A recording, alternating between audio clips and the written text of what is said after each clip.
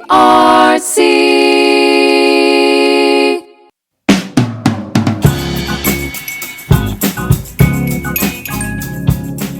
Welcome to the Feeding Frenzy. We're your go-to podcast for all things breastfeeding and beyond.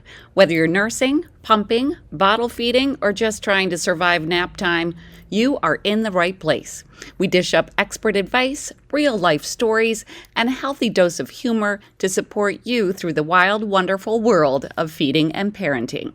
So grab your favorite snack, or finally reheat that coffee, and let's dive in. Welcome back to the Feeding Frenzy. I'm really excited today because I have a good friend and colleague on with us today. So I want to welcome once again Nikki Lee, and Louisa, of course, is with me too.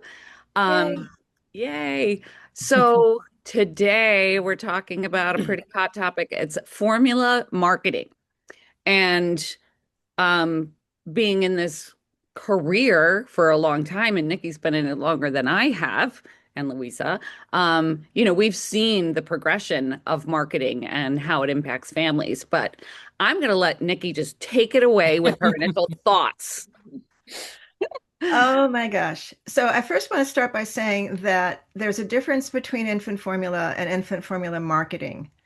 And we all know that infant formula is an important part of our lives, working within the feeding baby arena. And we need safe formula. We need formula that's prepared appropriately. You all need, if you're going to use it, you need to know the best way of preparing it. You need to know the best brands. You need to know what's going on so you can feed your baby in the best possible way. So that said, what we're talking about here has now been called in our literature predatory formula marketing. So a recent article that was published in 2025 in our journal Clinical Lactation, written by, and I have pulled it up right here. Actually, I can't share my screen, but I can. Wrong thing. They talk about formula marketing on social media, and actually, the World Health Organization did a series on that a while back. So, what this researcher did was she did a thorough analysis of what was going on, and she found that formula marketing is marketed just about more than any other product across the board. Yeah, if you're studying marketing in college, guess what company they're going to pull up as a good example. Oh my gosh, yeah, for sure. Okay, well, this researcher also found that if you're if you're a childbearing age, you are going to be even more specifically targeted. So just by virtue of your age, and the algorithms they know everything about you, just about. I mean, except maybe what color toenail polish you're wearing, but maybe they know that too. I don't know. Maybe. Well, if you just say it out loud right now, you'll start getting ads for it. Toenail nail polish, right? So just by virtue of your age, and what this is, and that formula marketing is always, since 1981, has always been around. So at first it started being targeted to physicians only. And it didn't get started being targeted to the public until 1981, which is when the World Health Organization passed the Code of Marketing of Breast Milk Substitutes. Because even then, 1981, I mean, come on, almost 50 years ago, the World Health Organization recognized that the marketing of infant formula is undermining public health, and it's a serious concern. Well, and that actually goes talking about before that, where they're targeting the physicians and healthcare professionals. And I think a lot of it was like, the baby doesn't tolerate the milk. Well, we'll find a special formula. And it made it seem like they were doing science. Right. Yeah, right. That fluffy breastfeeding stuff. So I think they got them excited about it, and not to mention giving them free things to give out to the families. That was the thing about the WHO Code of Marketing of Breast Milk Substitutes. Well, that was an international World Health Organization thing. And in those days, we belonged to the World Health Organization. And the representatives of the United States went to President Reagan at the time and said, we don't need anything like this. First of all, it's in restraint of trade, and we're doing that already. So the US didn't sign on. Yeah. So, and The then only country. The only country. immediately after that is when the explosion of marketing started being directed to the public. So, but backing up even further, I mean, this goes back. So there was that Cicely Williams, the doctor in Singapore that did that milk and murder talk at the Rotary Club, and she got herself torpedoed for life for speaking truth, like many women find themselves in today, right? She noticed, that babies that weren't being breastfed were sicker babies, and she even coined the term kwashiorkor to define the type of malnutrition that they presented with. It was that wasting away of muscles and stunting of growth, and it had a particular clinical pattern. So we've known this for ages and ages and ages. And okay, so that's been with us a long time. But the challenge now is that the challenge has been for such a long time now, the industry has made so much money marketing its product. For a while, I was buying infant formula marketing reports from an organization. They would sell them by the chapter.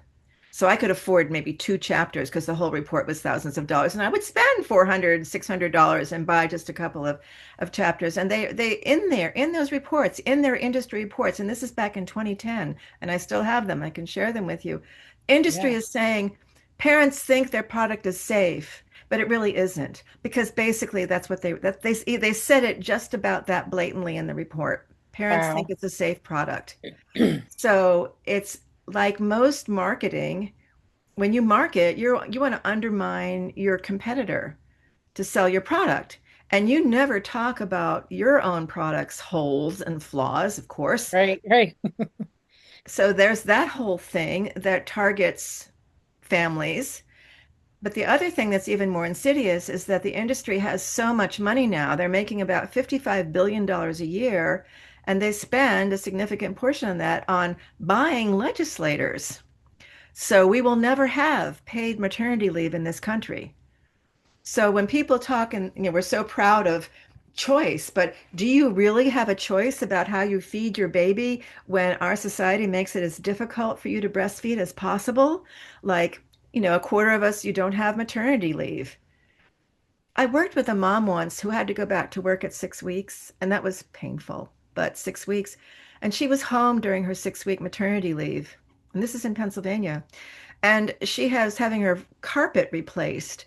And the person that came to do the work was another woman who had just given birth 2 weeks Oh and gosh. was back at work 2 weeks after she had given birth. Those kind of stories you never forget. Yeah. Right. It's awful. So you're almost forced to use formula at some part, because the other part of it, and this is where it gets really, all of it's challenging. But the truth of it is that if you're going to go back to work too soon, the only way you can really maintain your milk supply is to safely sleep with your baby. And that has been shot to the moon and back. Fortunately, there's evidence emerging and policies emerging to go against it, but it's all about you follow the money. So our can we say this? Our friends at the AAP, they get at least $3 million a year from the formula industry. It pays for their conference, and when you take money from the competitor, your support of their competitor is kind of more feeble. I mean, that's just the practical way it goes. So for you as a pregnant person trying to decide about feeding your baby when you know that you've got to go back to work too soon, and Yeah. Should you you're even bother starting? If Right. why even bother starting, and you can't sleep with your baby? So what our society has done now is set it up that you can't be with your baby all day because you're going to work. And it's not just the work day. You've got to get up a couple hours earlier to go get ready and take the baby to the childcare and then go to the work and do the same thing in reverse. So if you're a nurse, you're away from your baby 14 hours a day as part of that work thing. And then you're scared to sleep with your baby at night because you've been terrified about it. So that means somebody else is with your baby more than you are. Yep. Right. And that's what we have in the USA today. And I just, how do we educate pregnant folks to really understand the ramifications of the choice that you're making? If you learn to safely bed share, you can sleep with your baby all night, nurse all night, and keep your milk supply up. And that works with enough people, not everybody, but enough. And we can do it safely because we have that evidence that at least we could be offering them that choice. So what we're seeing now is the impact of 3 decades of industry gaining power and money and power and money, and health is not important in that equation. No. Health of the baby, the relationship between mother and baby. We are mammals. This is what our thing. This is what we do. Right, This right, is what right. these things are for. They're not just to sell boats and cars and to look nice in low-cut dresses. They're also designed to feed our babies. So our And it's interesting to me that, Mm. you know, we as lactation professionals and advocates work our butts off. And if we make this little step and we're like, woohoo, we're doing it. And we're so far away from doing it. Oh You know, yeah. I Mm. remember working in the hospital setting, the formula reps could just walk right into the nursery. They come with delicious food, They make warm. waffles. Do you remember on Sunday morning at Holy Redeemer, they would make waffles? I never had I tried waffles. I tried not to be there on Sunday morning. Because I was, yeah. Because Nikki was there for you, right? Hot pretzels I used and to always call them oh, formula pretzels. Yeah. sticky buns, and you were just like, you're salivating, and they're like, have one. I'm like, I can't, you know. No. But and they could just walk right into the nursery, and then they gave us those fancy bags. Each mother that delivered got a diaper bag. Microfiber diaper bag, really nice one. Very nice, yes, and full with formula samples. Well, the breastfeeding bags had formula samples. The formula feeding bags did not, because you're going to buy it anyway. So it's like give them a Mm. little taste of it, or when they're not sleeping on day 3, they're going to break this out. So it was Yeah. such a nice gesture to give to the parents. Well, then there was the big push to ban the bags, and I mean, is there anybody giving those away anymore? Yeah, it's coming back. And what would happen was that Great. many nurses would swipe formula and give it to families because they Yes. felt sorry for them. And that happened in baby-friendly hospitals too, because a lot of the push for it's just a really sad thing. Like we're learning by all the mistakes that we've made. The baby-friendly, if it comes from the top down, you get a pocket of resistance from it. And you've probably seen that too in your work. So, if people don't know what baby friendly is, so baby Ah, friendly hospital initiative is a mm, designation a hospital can get if they hmm follow these 10 steps to successful breastfeeding. hmm And it's not as easy as it sounds. It's hard work. You have to have a policy. You have to train all the staff about the policy. You have to, pay for the not formula you that have you to use. pay for the formula, which is big. Because I don't know if people know this. Like, if you're not a baby friendly hospital, all that formula in the hospital is given to them for free. Right. And you hear it time and time again. Well, I had to supplement in the hospital and I used blankety blank formula. So that's what I stuck with. That's what I'm using. Right. And Yeah. the It's formula companies 93%. know. It's 93% effective in the Yeah. research. Yeah.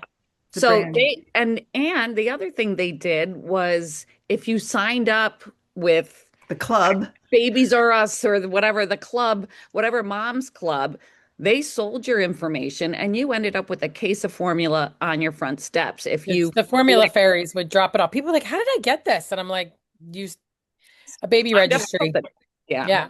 Yeah. Or the other things, if you bought anything with your credit card at a drugstore that was anyway related to maternity, Yeah. that was Yeah. another way that they got you. It's just that marketing it's like the marketing of today through social media where you talk about something and then Yeah. ads Yeah. come up that about something you just talked about. It was scary, like how good Mm. they were at it back in the day. The ads I are mean, slick. They reach your heart. They know how to get the emotions involved.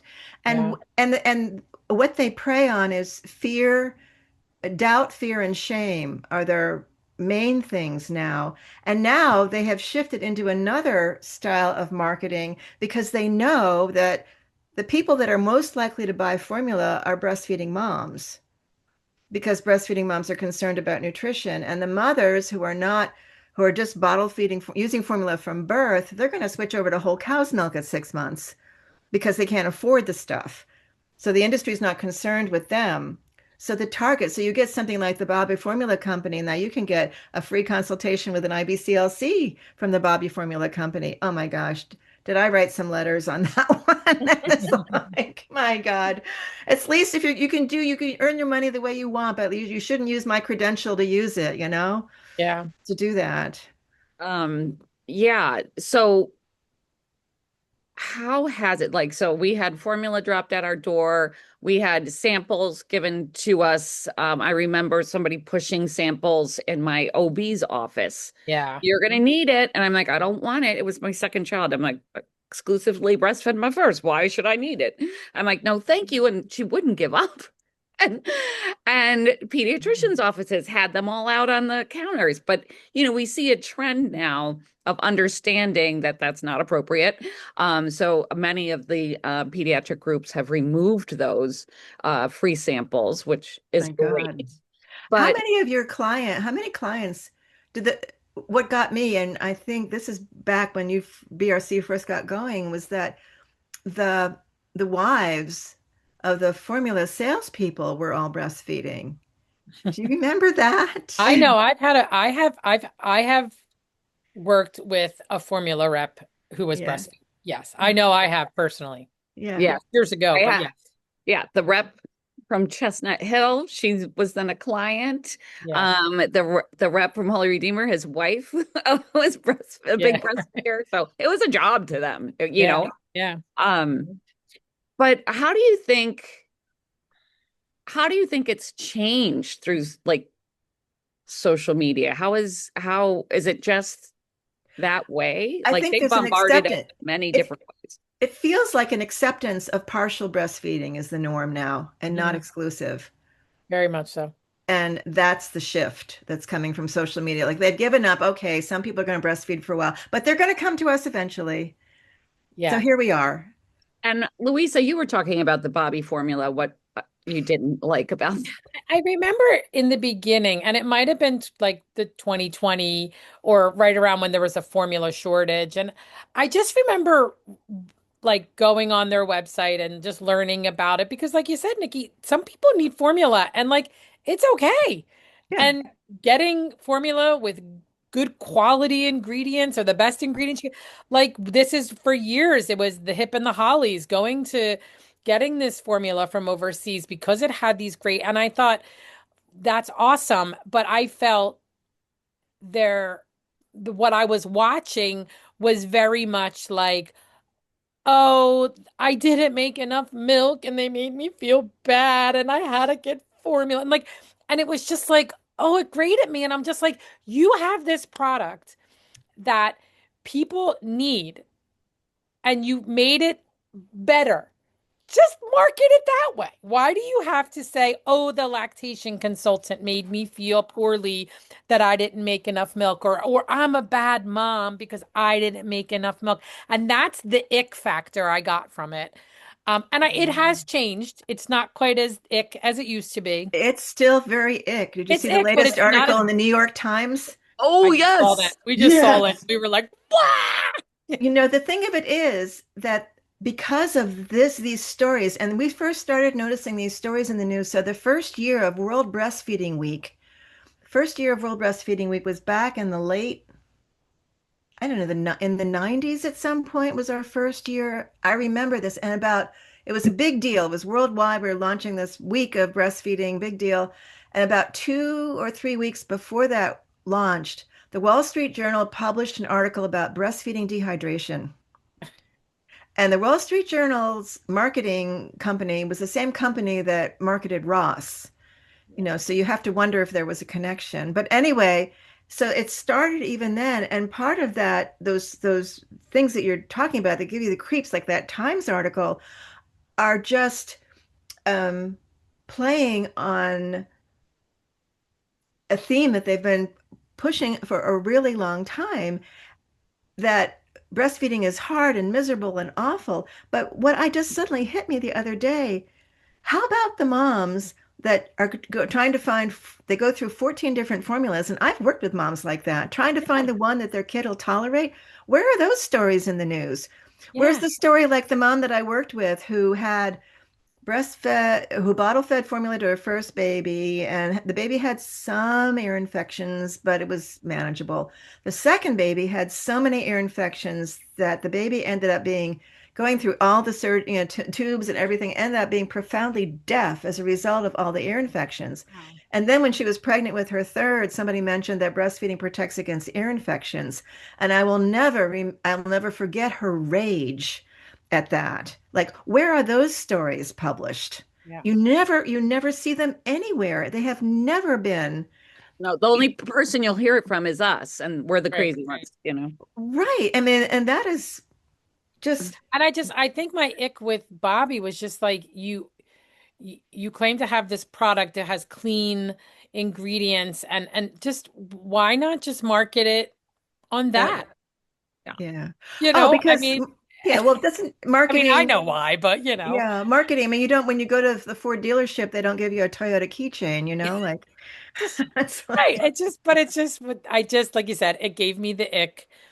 Um, mm, and it's amazing, even I guess because I am a lactation professional and there are, formula is talked about and my Facebook and my Instagram mm. is bombarded with formula. And I'm forever clicking, get off, get off, get off. I don't want, and it's always coming back. I see, especially Bobby, I see a lot of Bobby marketing on Because my, you keep talking about it. yeah, I'm complaining about them and they're listening to me. You guys mentioned the New York Times article, but you didn't mention the title. So I have it here. It's an opinion.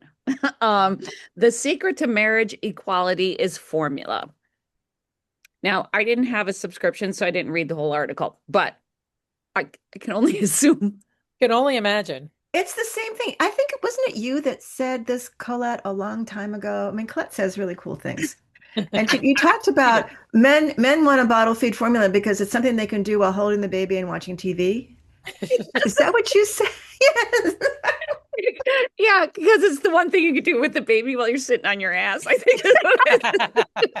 Exactly. But nobody ever talks about how fathers can do skin to skin, fathers can do baby wearing, fathers can read stories, fathers can be engaged with their family, with their baby as a living adult, interactive, loving, caring person. It's Yeah. all been focused. The only way you can bond is by Yeah. feeding, and that's wrong. Putting a Yeah. plastic bottle in their mouth. I try to bring that up when parents, like in a prenatal, I Oh, really want to good. bottle feed at some point so Right. my partner can help. And I'm like, there are so many things. And He can do sometimes, the laundry for Christ's yeah, sake. I'm like, a lot of the baby things are related to like bodily functions, like spit up and poop. But, I said they're still super important. Like, just there's so many things the other parent can do to help other than feed. And my husband, I used to laugh because, we had kids before a couple of our friends, and I just remember him telling his friends, "Oh, you should totally have your wife breastfeed." Because then you don't have to do a lot.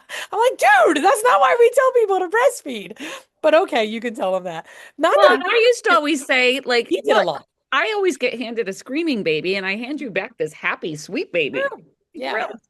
Hey, that's not fair. Yeah. Yeah. The other part So of it is that people, and the thing about predatory, and I'm talking about predatory marketing because they're seeking you out now with social media. They can find you and yeah. get to you. It's absolutely predatory. Um, it's like, but they have so many holes in their product. For one thing, they can't claim any health benefits. Right. But They they can can't. say closest. Well, It's if you stand close. on a chair, you're going to be closer to the moon too. But That's a great way to look at it. they can't say that. And they also cannot say that it does anything for the environment because it doesn't. It adds to the burden that our client is suffering with, like 8.5 billion of us on the planet.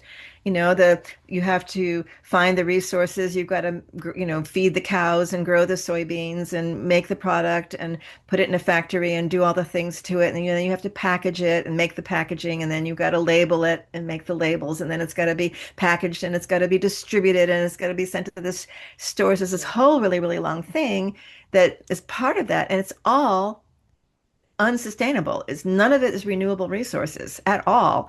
And that's two gigantic holes. And so this is the thing that I have gotten slammed for. I've had that happen to me in my life more than once, but I've learned a lot from it. And also some things I was deservedly slammed, that's fine. But some things, I'm still really pretty proud of. And one of those things is, why don't we as breastfeeding advocates, why can't we market breastfeeding, breast milk never recalled? Why can't we say that? Because it's true. It's not Yeah. marketing, it's truth.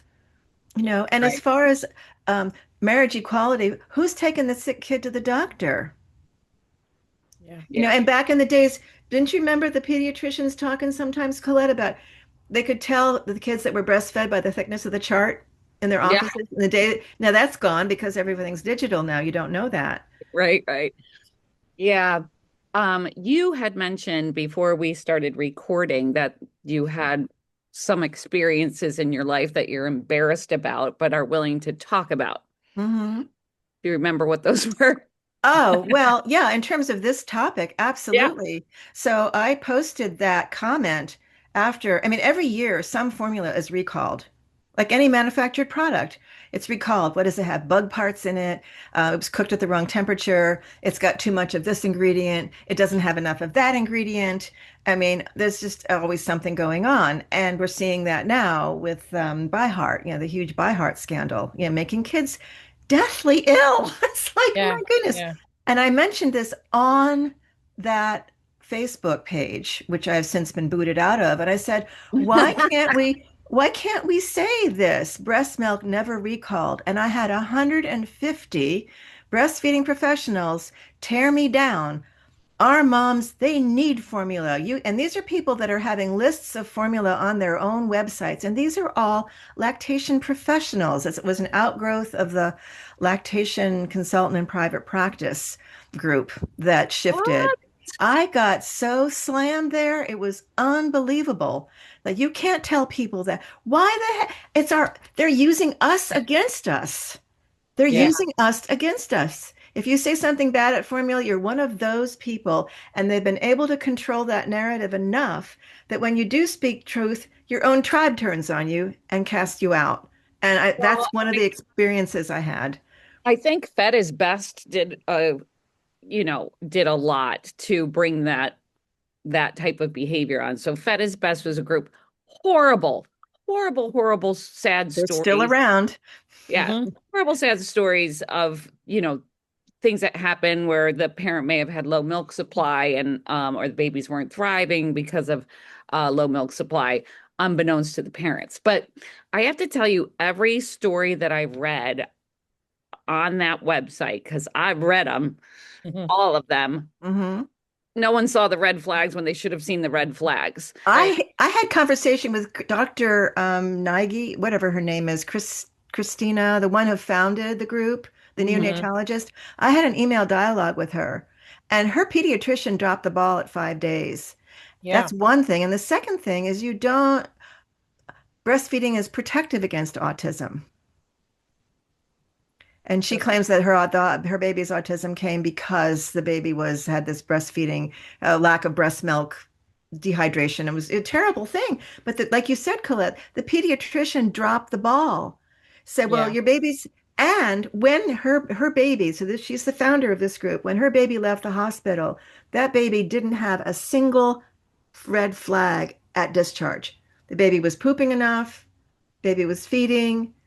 I mean, there was nothing outstanding from the information that I found about that baby. It was things went to poop, went to shit when she got home, and things tanked. But there were no red flags there, and her pediatrician dropped the ball, and she would not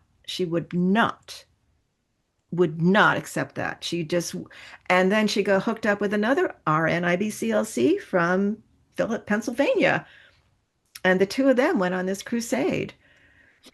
Yeah. And there are some sad stories, but it's like that can't be the reason that you can't encourage exclusive breastfeeding to families or Right, can't Right.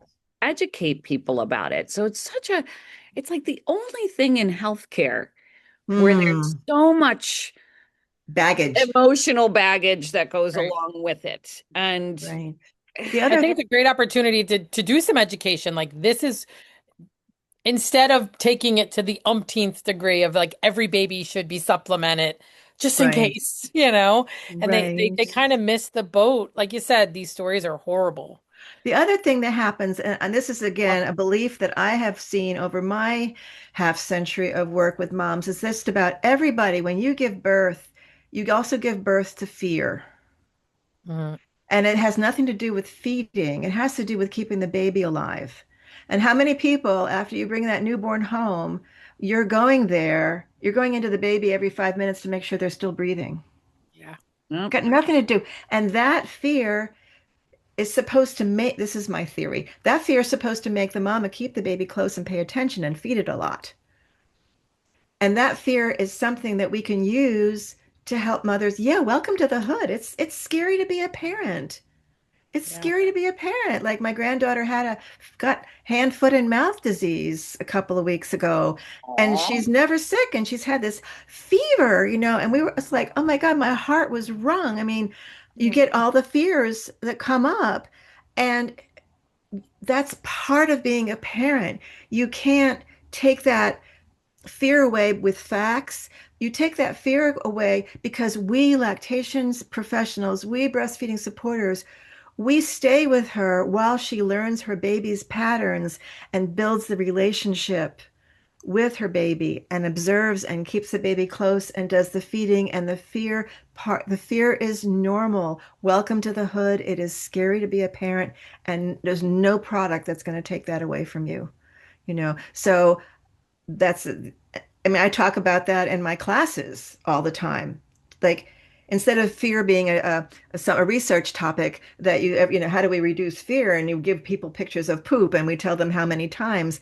That all that information doesn't live in the fear part of your brain. Your fear part of your brain's triggered. So let's embrace it. Yes, you're a new mom. It is scary to be a mom. I mean, it doesn't matter how old the kids are. You know this, Colette. You know Yeah. this.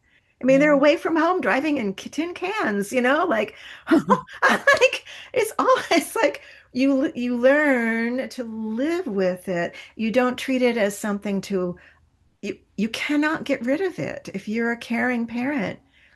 A little bit of fear is can be used in a helpful way. If you're paralyzed with fear, it's not a good idea. So that's Mhm. an idea I've had and taught for a long time. What do you think? Oh, it makes total sense. It's just what else is instilling fear and doubt into us is is that formula marketing, this big fear that we won't make enough milk. And that's the number one reason why Yeah. people Mhm. wean Yeah, early is a fear of not even that they don't have enough milk, it's a fear of not having enough milk. Right. right. So how is it that you rarely question the ability to have a baby? Like you grow a human in your body and push it out. It's pretty crazy, but everybody's like, "Yeah, I'm pregnant. Yeah, I'm pregnant." Mhm. But nobody thinks these are going to work. So what Right. happened that we have so much confidence in this and zero in this? I'm pointing to my breasts as I say that effortlessly. Yeah, right. Here they are. Well, like I said, three generations of marketing, our culture that separates mothers and babies, Yeah. our just in case mentality, our emphasis on being consumers. Like this has no value. Human milk doesn't have any value in a GDP, but formula does because it pays taxes. Yeah. Well, I And remember a pediatrician I knew yeah, told everybody to give your baby a bottle once a day from day one of didn't we fight? formula. I remember him. We fought with him. Didn't we fight with him in NMAC? I remember him. And there were a couple. And um, because his wife was in a car accident and the Mm, baby refused to take a bottle from him. mm. And so everyone needs. Yeah. Yeah. It's like such That's a a really good point shifting too, because mentality. a lot of hospital nurses had a hard time with breastfeeding, and when they're recommending bottles, sometimes that's love that's coming out in a perverted way. Like, I struggled, I had a really horrible time, honey. Just don't save yourself the heartache, you know? Yeah. And so it's coming from a good place. Yeah. It's Yeah. along the lines of the parent who's, has 3,000 ounces in the freezer because, like, what if something happens to me? And I'm like, I say to parents all the time, the least of your family's problems, if you can't feed your baby, the least of their problems is what are we going to feed the baby? Because mom is so incapacitated that she can't feed the baby. That's don't. I, I always joke. I'm like, no one cooks in my house, really. And so if I don't have 40 meals in my freezer, that if I get sick and people can't eat, listen, they're doing a little more Chick-fil-A and pizza in my house in the last few months, and everybody is okay. And I did not make all of these, meals because it's that whole what if, and we are a lot more anxious, I think, as a society than we've ever Mm. been. I think part of that fear is fed by our society not supporting mothers and babies being together. Yeah. Because when you can't be with your baby, that's not the way it's supposed to be. And I think it's down in your gut. It's not like a conscious thought. It's just Mhm. you can't be with your baby. My God, that's awful. A newborn baby. How many moms do you know that pulled over by the side of the road and cried in their cars, Yeah. because they had to leave their new, that is not natural. Women have always worked. It's just our society right now insists that you have to separate from your baby when you work. Yeah. Yeah. And I always say this, and I really hate that I have to say it, but it's sort of meant to support a person who's returning back to work. They may be here in support group crying, and I'd be like, all transitions are really difficult and you're going to figure it out and it's not going to be as hard. But in my heart, I'm saying, yeah, we shouldn't have to leave our It's babies. awful. This is Right. Yeah. ridiculous. We should be getting paid to be at home with them for a bit, Yeah. And at least 4 months. at Yeah. least. At least. I mean, and it pays off for society too, because then I mean, that's the other thing, because our society, you don't make money if people are well, you make money when they're sick. Right. Yeah. Well, and not only just like our country, I'm thinking, like around the globe. Hmm. The formula companies got into big trouble. They were handing out free samples in countries where the water wasn't clean, Right. nor could the families continue paying for the formula once the free samples were gone. And then Right. mom's milk supply has plummeted, and they're forced to sell a cow or whatever to get enough money to feed the Mm. baby. So there were a lot of like kind of unethical marketing done in the past, and Mhm. also unethical to Black families. They were targeted like crazy, and they may Yep. still be, I don't know. But Right. some of the advertisements were really pushed towards Hmm. the Black families. And Right. you know, they have the lowest breastfeeding rates in our country right now. And Right. I mean, it's not only marketing, there's a lot that goes back a A long way. lot with it for Slavery sure. and all that kind of stuff. Yeah, yeah, it's a lot. Um, Mm. but it's just like, how can you feel good about yourself selling this product when it's impacting the health of the country? Because no one cares. Money, money, I mean, money, but that's money. not, and you Okay, I have a, guess that's the end of the podcast. No yeah, one there we go. cares. I mean, really, we have to make it care, but I'm just thinking, not even with breastfeeding, but we saw this in the hospital, and maybe you've experienced it some yourself, Louisa, with maybe there was something you couldn't get as quickly as you needed to because I had to go 13 levels of prior authorizations. Right. I Yeah. mean, Very much so. And for those of you who are listening and can't see us, Louisa is battling like a badass some cancer. yeah. So she's wearing a cute Cancer. hat. Yeah. She's lost some hair. Um, All of it. that's all of it. All of Sorry. it everywhere? Yes. Well, I didn't lose my eyebrows. I did not lose my eyebrows or my eyelashes, Okay, good. which is exciting, but everywhere else is Go on. She's saving lots of money on waxing, Yeah. Don't have to shave my but legs. not waxing. No waxing. To look at But the yeah, advantages. just But like yeah. healthcare shuffle, I'm Yeah. doing it with my mother. What you have to do to get through hoops, and I was just talking about that with my husband Mhm. at lunch today. Like, oh, they have this free thing for, families, caregivers who are dealing with family members with dementia. And I'm like, I'm signing up. And then all of a sudden they're like, oh, well, can the person speak for themselves? I'm like, no, dummy, she has dementia. Yeah. Well, then you have to do A, B, and C first before you get this. And it's just everything is just so hard. It is. Yeah, on purpose. There's Yeah. actually a legislator talking about that, how the insurance companies, I mean, you know who did this was Nixon, and he was the one that brought the HMOs into being. Because why shouldn't it be a for-profit business like everything else in the country? So we're seeing the aftermath of the huge rise of the middleman. So you've got the doctor, you've got all the insurance company in the middle, and you have the patient.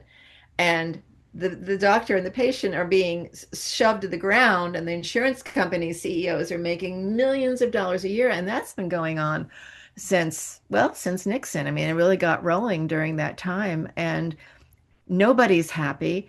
Everyone is suffering except the folks that are making enough money that they do not have to participate in life. Because that's a problem with those people that are obscenely rich. They never have to go to the grocery store. Yeah. They never have to worry about a flat tire. They never have to think about anything except what to do with all their money, you know? So we've got this inflated this so what can we do is we do something revolutionary. We breastfeed our babies because in a healthcare system that is so dismal, you can't afford to have anybody be sick. You give Yeah. yourself the best chance you can to do well, and breastfeeding is that for the mother and the baby. That's something so powerful, and the truth of that has never changed. And maybe that's a marketing thing that we can talk about in a society where healthcare is just one hurdle after another. Keep yourself as healthy as possible. Breastfeed. Yeah. Yay. Yeah. So Here's your there. commercial. Yeah. But why Mic not? drop. Right. You were saying earlier, Nikki, and I just thought about it was something as simple as, and I find this interesting is that when it comes to formula marketing, they don't ever really talk about like the proper way to say prepare formula No, because you could ask every parent out there and I will tell them, "Do you know how formula should be prepared?" right. And I think if that was out there, I think you might see less parents. If how many people are you seeing opening their bottle of filtered water, spring water, and taking a sip and pouring it in the bottle and shaking it and like, and they're not doing it to be ignorant, and they just no one has ever taught them how to properly prepare formula, and I think that Well, would we if have. In if my they 20 in the 20-hour course that I teach, one of the group exercises is that we talk about the safe way to prepare powdered infant formula, which most people use because WIC gives it away and it's the cheapest. Talk Yeah, about the safe way to prepare that. And then we go to one of the formula manufacturers' websites. I usually use Similac just because that was the WIC formula for that state that I was in. Go and see about how to prepare a single bottle of formula and contrast that with the safe way of doing it. right, And right. the nurses and anybody in the class was just stunned. They just didn't realize. I mean, Yeah, where does the scoop live?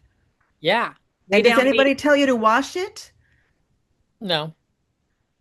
Yeah, that so the part of baby friendly hospital initiative is that that's part of the steps is that you have to teach the families who are formula feeding and those who have to supplement how to Hmm. prepare formula properly. Is One that to one. happening? Mm. I mean, No. they get the piece of paper in their packet, but I don't know if that uh specific verbal instruction is happening. And really the guidelines say they should be boiling the water and letting it cool. For half an hour, so it comes down to 158 And degrees centigrade, yeah, or and aren't they Fahrenheit. also Fahrenheit. recommending what is it, 2 months of pre-made formula? Isn't that the recommendation from the formula company? Or is Two it a month? months. I thought it was I two. thought Is it it was the a month or first two? month. I Month. thought it Okay. was So the first month is the recommendation to offer pre-made like the sterile formula, ready to feed. ready to Ready. feed. Thank That's you. if your baby's a preemie or immunocompromised. No, But it's other everybody. but I other think it's researchers, everybody. other researchers say the first four Oh, weeks. okay. Yeah. Yeah. Yeah, because And so it's that's not affordable either for yeah, most families. Mm-mm. yeah. Well, we also can say you can buy Sam's Club and Costco brand products because by law they have to be equivalent, and Yeah. that can save people money. Yeah. Yeah. Mm-hmm. Yeah. Blah. It's this work, I love this work. I love talking with great women. I love being here with you all today. I love working with moms and babies. And I thought by the time I died that breastfeeding would be the cultural norm. Yeah. And it seems like it's gotten even more challenging than when we started. Because what do you think, Colette? Because you and I go back a long time. I I just yeah, it seems like now it seems far more, you know, no one wants to hurt anybody's feelings. Everyone's trying to be super PC now. That's the thing, which is great. Mhm. But I think now we're just like, okay, you can do both. Go ahead. Yeah, absolutely. We support you. And so it's Mm, we're losing some of the oomph for the health benefits of exclusive breastfeeding because right. any amount is good enough. Because we're Any so any desperate to amount get, is a benefit. Even, yeah. so I think Mhm. that is some of the change that I've seen recently. Mm. Um, but yeah, I don't know. Right. But you go back to 40 years ago or 50 years ago and nobody was breastfeeding, right? And now you look and you're like, okay, well, we have more breastfeeding, but it's not exclusive. So that's good. And it doesn't last very long, but Right. And so Mm. it's so hard to measure, I think. I always remember my mom telling me the story. My mom had three children. Her goal was like she didn't want to put drugs in her body to give birth, like natural births, and then gave us formula. Like she's like, I just didn't know. But she Right. had somewhere along the line, someone said, she thought it's not good to have drugs in my body while I'm giving birth. I mean, my sister's, 60 years old. And so back then, but no one ever said to breastfeed. So you go, ahead for 60 years and way more people are breastfeeding That's now. true. Thank you, And so you want Louisa. to say like that's good, but you do, Yeah. like Colette said, you now have to pull in the so many people are because there are advantages to any amount of breast milk. Like we know that. But it's like Right. so you don't know how to quantify it because it is great that more people are breastfeeding, but You reminded me of something else that many people know. And I found a study about this that showed that only 38% of people interviewed in that study knew that breastfeeding reduces the risk of breast cancer. And yeah. remember, we're talking about populations, we're not talking about specific individuals. Mm. But people don't know that breastfeeding is good for the mom. Yeah. And we haven't talked about it. Everybody knows it's good for the baby, but we don't know what's in it for the mom who does it. How, again, we're talking populations. We can't point fingers at any one person. You're giving yourself your best chance. Yeah. But people don't, pregnant people don't ever hear about that stuff. I know. And you know what I found, Nikki, which is so interesting. So Nikki and I used to teach Nursing Mothers Advisory Council counselor training course. Hmm. It was 9 weeks at that Hmm. point, 9 weeks long. With homework. Hmm. Oh, I homework took that every week. class. Well, and they basically had to read a textbook Yep. and do lots of homework and do practice phone calls. We were preparing them to counsel parents over the phone. Right. Well, we kept the heavy duty book and it was no one could read it. No one and switch the class to 6 weeks just wasn't working. We had to go to a breastfeeding 101 book that you pick up when you're pregnant, like the Right. womanly art of breastfeeding. So we started using something like that. And the families were just shocked by the information. So I find it interesting that like when we had our kids, that was something we picked up and read while we were pregnant. Then Right. when we wanted to learn more, we're hitting the textbooks. So now that 101 book is a textbook Yeah. because people are only picking up The phone. bits of information from Instagram and TikTok. So Hmm. they're not getting kind of the big picture of how things work. That's Yeah. my view anyway. No. Yeah, for sure. Well, in your experience, that's totally true. Yeah, there's people get we're trying to attract people to do it, so we're making it easier to understand maybe, and then there we're kind of throwing the baby out with the bathwater. Well, yeah, Yeah. they don't know any of the benefits to mom, or they Mhm. just most of the time, if I ask during the prenatal class, tell me the benefits you heard of breastfeeding, they're like, Mhm. it's better for the baby. Mhm. I'm like, anything more specific? And right. Like Nothing. what? Right. So Yeah. you can tell them, there's something in it for you. Yeah, yeah. Well, those are the You five do. people in my class, Nikki. Oh my Right. gosh. That's something else. Like no one, I Yeah. mean, we're COVID finally, I think how we're ever going to recover from something that just blew everybody apart. I When I had first 25 people a month in my in-person I remember, yeah, class. I remember my childbirth classes having 16 couples in a childbirth Yeah. class, people out the door trying to get Yeah. in when I started. Yeah. I mean, people really wanted to know. They were tired of being poorly treated. It was part of that. Well, that was part of the cultural revolution for women that happened in the late 50s and early 60s that you and I were part of, Yeah, and there yeah. was the great, Childbirth education. yeah. And that's where NMAC came from, that led to the BRC. So you had the Childbirth Education Association of Philadelphia that actually had to break into two wings because there was like something like 45 breastfeeding support groups in the Philadelphia area at one point. Hmm. And Guess then where that, that guess where their phone died? In my kitchen. I used to have CEA's phone. I answered it till its wow, till its demise. wow, Yeah. wow. And Holly was doing 150 calls a month on the NMAC hotline. Yeah. Mhm. Yeah. Crazy. So and yeah, so like I love social media and that people have access to so much information, but they have access to so much bad information and it's hard to tell what's good and what's bad. And we're also Yeah. learning that all that social media and screen stuff is really bad for children's brains and for learning. And there's more and more research showing up about that. And it's like this, we have to get back together and sit in rooms with each other again. Well, we just had a Pro LC meeting yesterday, Nikki, and Pro LC is a group of lactation consultants in our area, for those of Hmm. you who don't know. And so they're doing hybrid because they're just trying to get as many people to attend. But I think Ariella, who's the president, said, yeah, I think we have 10 people in person. I'm like, 10 is all that's coming?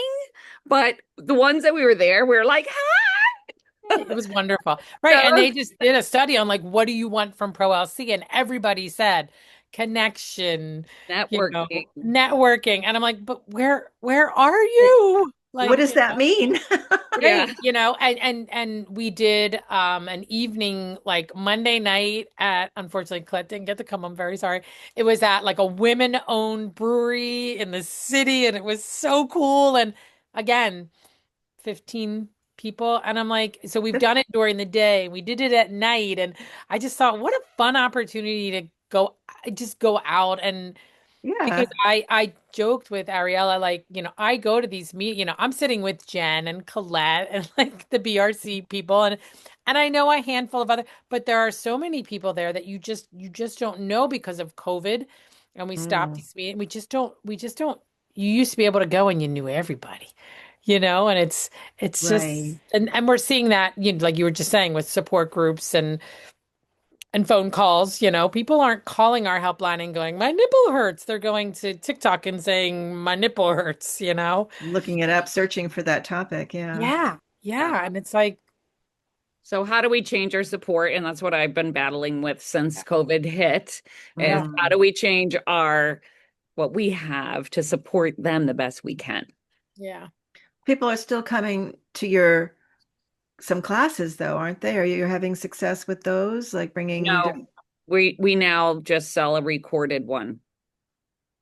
But we have an in-person support group Yeah, yeah, here. our in-person support group here at yeah. in the Ruth Lawrence community room.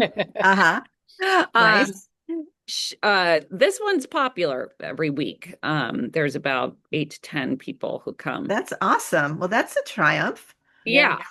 And I went to one downtown in Fairmount just as like a guest speaker type of thing. And they had like 8 or 9 in this snow that we have, ice or whatever you want to call this stuff. Yeah. So that was good to see. But we're Mm, struggling getting our other support groups going out. We have one in Germantown and Hatfield mm. and in Levittown. Although she had a couple over in Levittown yesterday, so that was good. But struggling to get those going. Yeah. And Um, we like tried to make it easier. We're in their community. You don't have to drive all the way to the BRC. And Right. yeah, and they're just still like Levittown had two yesterday, which was very exciting. We have to say that. We were excited about that. yeah, yeah. So Mm. because Well, years good ago for you people for would keeping, good from for you for Levittown would keeping come here. going. Yeah, good for Yeah, you for yeah, keeping going. It's really important. Women and babies don't stop needing help just because they're not showing up in places and they're struggling by themselves. I mean, yeah. what do we have to wait for another? Ah, God, never mind. I I refuse to know. give up. I I refuse to know. give up. I care too much to give up. I've just gotten more honest in my speaking because I remember when there was a woman at I'll never forget this woman at Holy Redeemer that I took care of, and she had just given birth, and she had a 20-month-old at home, and she had a newborn, and she had decided she had breastfed the 20-month-old. She wasn't going to breastfeed the newborn, and but then she said to me, "Well, if the doctor told me that it was important for me to breastfeed my baby, I would. And what do you think?" And I let her down because I had been taught you don't go up against the doctor. If the doctor said it didn't matter, I was concerned about keeping the BRC in that hospital, with all that negative stuff. And I said, I didn't, I didn't do a good job with her. I just kind of went along with what the doctor said. Well, if the doctor, I mean, that's just heartbreaking. Like, I wish I had sat down with her and said, let's talk about this a little bit more. What is going on? But there's such a stigma in the hospital. There has been a stigma in our own profession not to, we don't want Push. to be called a Nazi, breastfeeding Nazi. We don't want to be pushy. We want to be aggressive. And we're just speaking truth, like, hang Yeah. on. I mean, it's a significant health decision that you're making. Yes, and it should be an informed one. It should be an informed one. I'm not saying don't bottle feed formula if that's what you want to do, but you should know some of this other stuff. It might help you make a decision, like what diseases did your grandparents die of? Maybe you can do something to help yourself, help this baby avoid some of those things. No, there's no guarantees in life. And then you've got risks. And what happens to the risks of formula? Where do people go about that? Because we know they're out there. Diabetes, obesity, everything, all the stuff, autoimmune, everything. How come how come they get away with that? How come they get away with the predatory marketing gets away with betraying the trust of the public and being dishonest? And we're called Nazis. Yeah. Right, exactly. Don't get it. Yeah. Well, people that are listening to the podcast, we would love to hear what you think about all this. Yeah, right. How are they going to tell us? I don't know. I mean, this is your podcast, not mine. All Yeah, right. you can probably Go to our comment. you can go to our YouTube page and you can Yeah, comment. Oh, you can comment on the podcast. I think so. I don't know. I'm gonna look at my podcast. I've never left a comment about a podcast. Maybe I'll Yeah. start. Trying to get people engaged more. Like tell me, tell me what your impression is because no corporation is ever going to tell you the truth about its product. I mean, remember how they took 60 years to get a warning on a pack of cigarettes? Yeah. Yeah, Yeah. Right. Hmm. I yeah. don't know why I can't find my podcast. Well, we'll look into that. Yeah. Well, thank you, Nikki. This was really interesting. I always, Always. as always, we'll have Oh, definitely have to have you back for another topic. I would Uh, love, yeah. let's talk about sex. That's one of our other favorites. Yeah, we can talk about sex or we can talk about body work with babies or we could talk about what else is really good. Oh, geez. Anything like why don't we make breastfeeding easier for mothers and making instead of making it so difficult, making it seem so difficult? How can we make it easier? Yeah. You know? Yeah. things like that. Sure, we can Great. talk about sex. I wrote a monograph about that with Susan Kellogg Spot way back in the day because Yeah. we did a research that we published a little piece about it. So, Well, when we had our support groups, hmm we had speakers come every month. They were once a month. hmm And your sex talks was always on the list. My first NMAC support group was infant massage with Nikki Lee Ah, Great. 28 years ago. Oh my gosh. And now I'm teaching infant massage once a month at the local library. There's a yeah. lactation counselor here that's gotten a grant and she's brought all these free classes into the local library. Oh, Infant massage, tummy time, a physical pelvic PT. Wow. And she For does her. she does the breastfeeding one and we get yeah, well, let's see. I've had as many as 7 mothers and babies awesome. in one and so that feels really good to do. I And bet. I speak at one of the organization's conference almost every year, Infant Massage USA. So I'm always Nice. up on the research about infant massage. Oh my gosh, Oh, we about can talk about that too. We got to add that to a list because great, yeah, I couples. love infant massage, and I don't think people utilize that as much as they should. No, they Yeah. don't even. Okay. So I have 2 daughters. One of them did, one of them didn't. It's like. Bet you I know which one. Yeah, for sure. And actually, body work was really amazing because my youngest granddaughter was I went to the birth center and they had this incredible birth. They had an unmedicated, spontaneous midwife assisted water birth in the birth center. It was like a Nice. So dream, right? cool. So we brought them, my husband and I, we brought them, we made them dinner and we brought them, big, and donuts and a celebration. And I looked in this baby's mouth and I went, oh shit. I was like, I'm sorry. she had a saucer shaped tongue that only came halfway forward in her mouth and she had a recessed chin and I couldn't say anything to them. I couldn't burst their bubble. Right. No, not yet anyway. I didn't say anything for a couple of days. And then Clelia asked me, she says, "My this baby nursing or chewing, And then koala was a lifesaver. And she went to oral myofascial therapist. So the kid never had to have surgery. And Good. she did exercises. Well, there was a lot of exercises, 4 exercises. She was supposed to do them 5 times a day. She did them twice, and if it was lucky day, she did them 3 times. But now this baby's got a tongue that points and extends and does all the things and magic, body work, body work, body work. Who do you send your folks to for myofascial work now? I don't know the name of anybody because I'm not doing clinical work Yeah. anymore. Oh, Louisa. okay. Who do Been you a know? while. Yeah, there definitely is a handful in the area. It's Um, magic. yeah. I mean, who Andrea could, Judge, I think, is doing some myofascial work. who? Andrea Andrea Judge. Judge just Oh, became, good. yeah, Yeah, Right. she's Okay. doing, yeah, Good. I'm pretty sure. Oh, Fabulous. and we have Courtney, Courtney Winnie. in our area, Fabulous. and we have our OT who's does consults here at our office. Great. You're still So connected with Salus University doing that? that died during COVID too. Yeah. Aw. Aw. Yeah. Nancy does craniosacral also. Oh, that's right. I Yeah, forgot. she's craniosacral. Yeah. Great. Good. All these good things. Yeah, we have so many things to help. We know so much more. We're all dressed up. We have to find places to go. Yeah, right. It's a great way to look at it. All right. Well, thanks again, Nikki. I really Oh, appreciate it. For Nikki Lee, Louisa Brandenberger, I'm Colette Acker, and this is The Feeding Frenzy. Stop. The Feeding Frenzy's been brought to you by the Breastfeeding Resource Center.